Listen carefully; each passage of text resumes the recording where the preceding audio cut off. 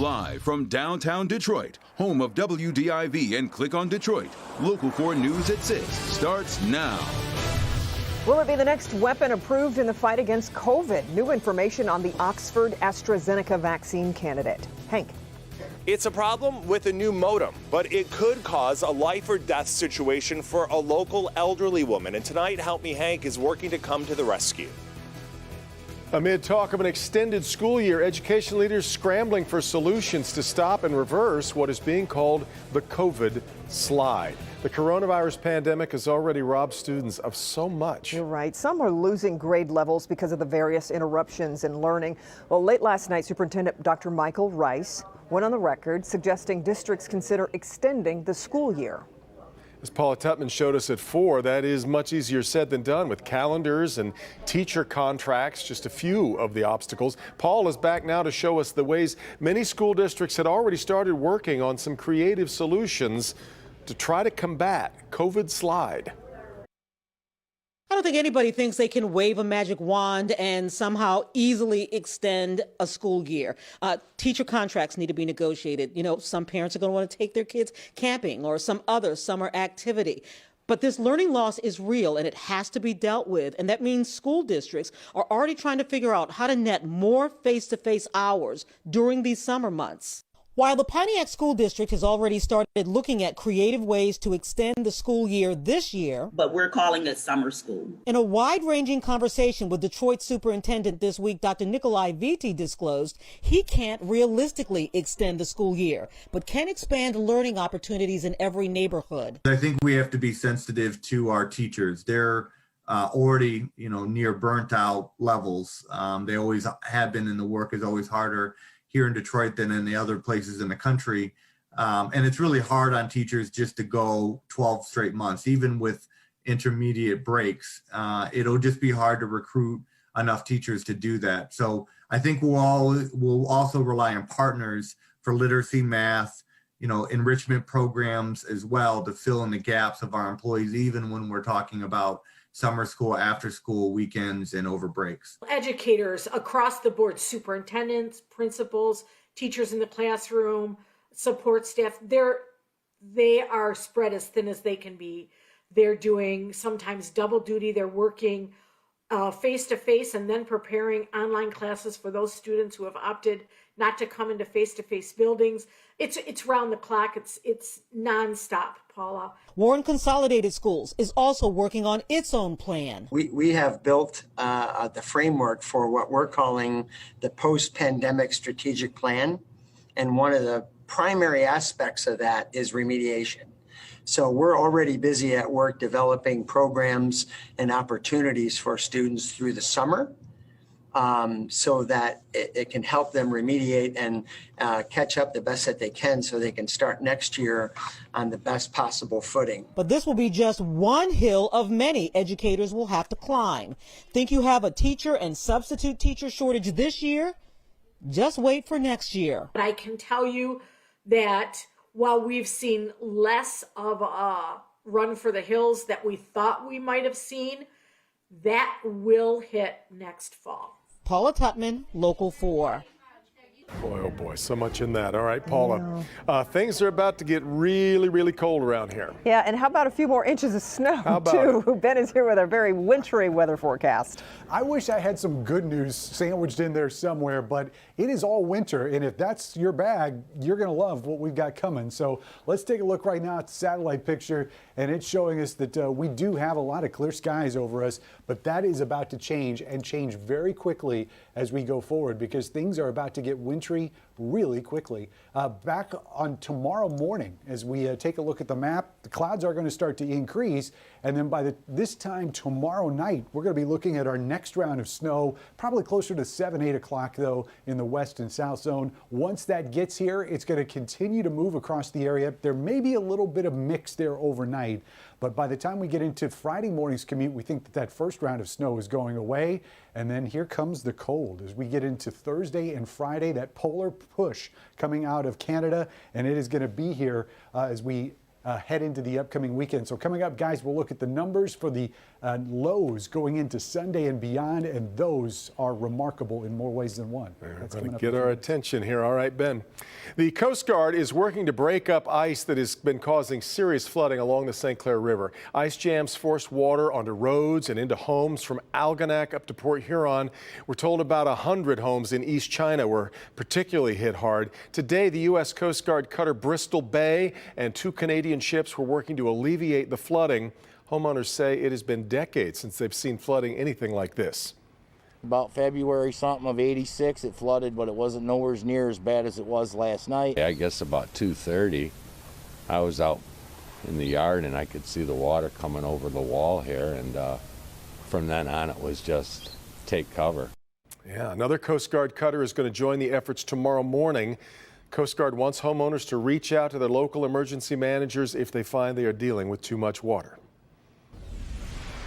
Now, today's COVID headlines and what looks like we have in the way of vaccine news, which is promising. Yeah, more on that shortly. We want to start, though, with Michigan's latest case numbers. The state reports 1,383 new cases and, sadly, 32 new deaths.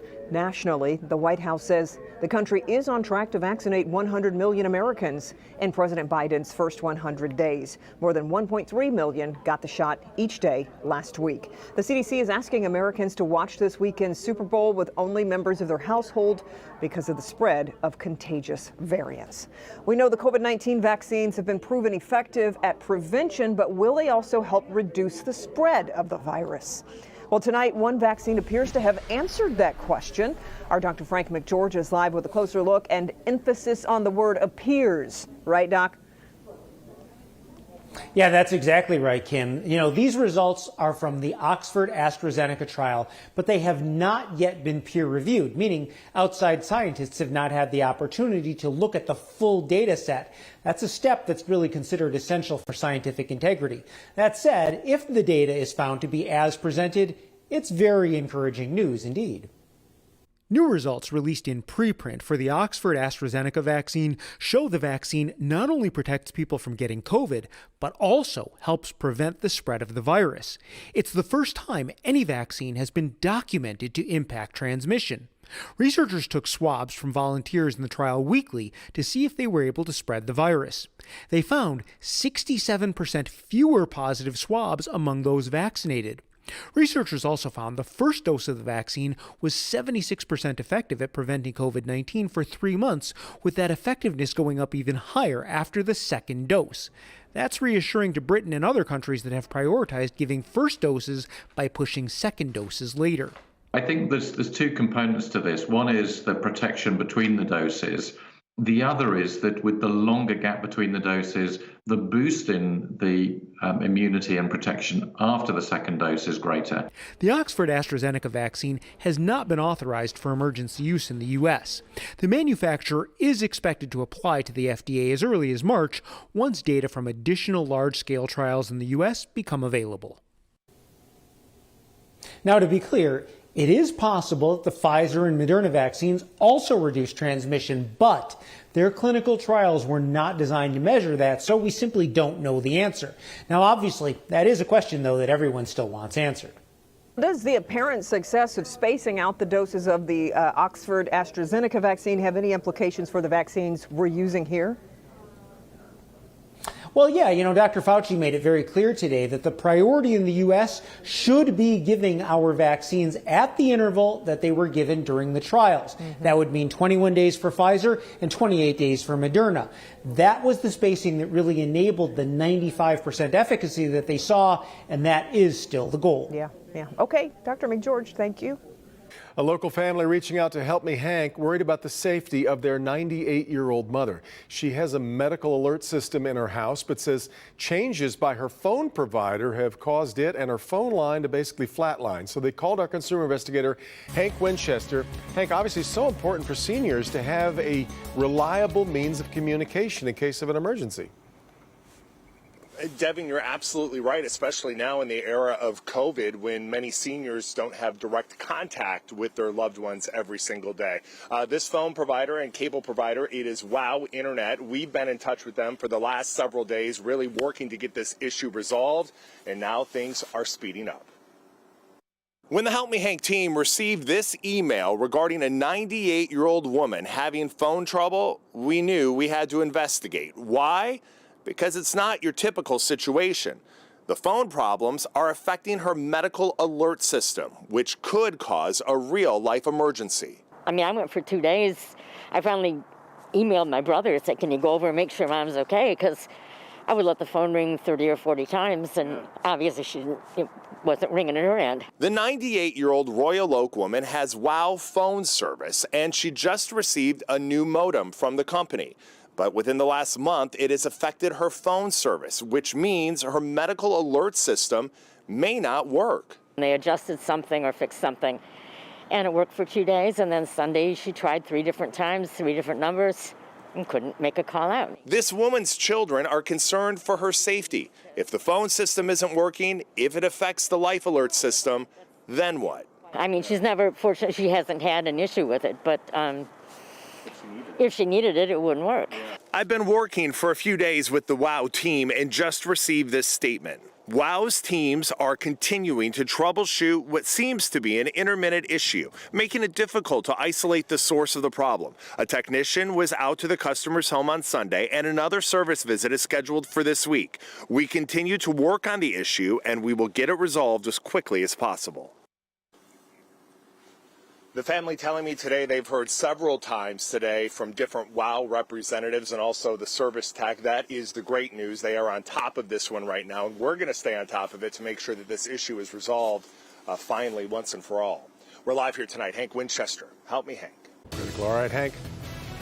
Well, still ahead, a new U.S. president change the fortunes of the Michigan man in prison for spying in Russia. His family weighs in. Plus, you might think this man caught on video breaking into a car is trying to steal it. Well, he only wanted one item inside. We'll show you that next.